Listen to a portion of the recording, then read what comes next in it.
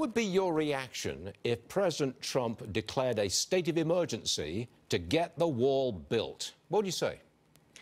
Well, I certainly hope it doesn't come to that, but without cooperation from the Democrats, I'm afraid he's not going to be left much choice. You know, in order to negotiate, you've got to have a willing partner, and up to this point, the Democrats have not been a willing partner at all. We saw during the shutdown that they did not negotiate at all. Now, the president has reopened the government, and they said they were going to negotiate. We've had 3 weeks, or we have 3 weeks in order to get this done. A week has already passed. Nothing was done during that week. We have 2 weeks left. I'm afraid they're leaving the president little choice, if any. As the president stands there delivering the State of the Union tomorrow night, with Speaker Pelosi right behind him, you think there's going to be some interchange, a little interplay there if the wall is mentioned? Well, I can assure you that I'll be keeping my eyes attentively on her and her body motions as the president speaks, because, you know, it's really disappointing to hear the speaker just right out say no wall funding whatsoever in this.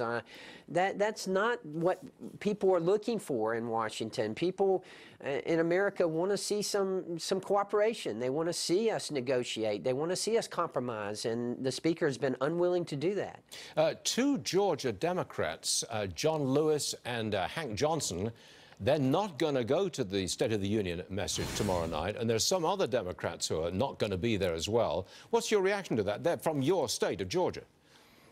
Well, I'm deeply disappointed. I certainly have enormous respect, particularly for Representative Lewis and also for Representative Johnson. But at the same time, look, I didn't want to go to hear President Obama, but I did, and I was attentive, I was polite.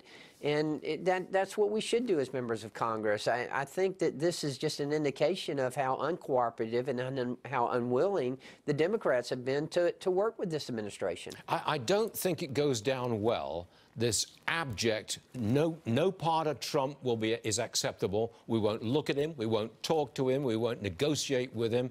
Absolute resistance across the board. I don't think America likes that.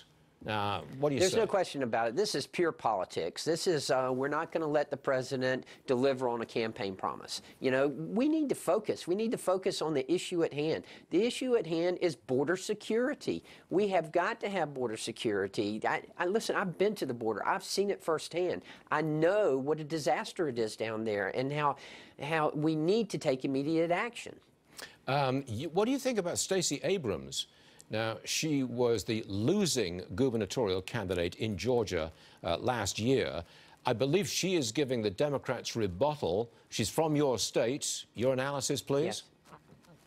Well, I served with Stacey in the State House. She's certainly a fine person. But now I think the nation as a whole will get to see what we saw in Georgia, and that is just how socialistic Stacey Abrams' views are. And I think that now it'll be quite apparent to the whole nation as it is to us here in Georgia. It's going to be a great night, a fascinating night, and I'm sure we'll be watching it with you. Buddy Carter, thanks for joining us, sir. We appreciate it. Thank you. Sure thing. General Motors today expected to start cutting those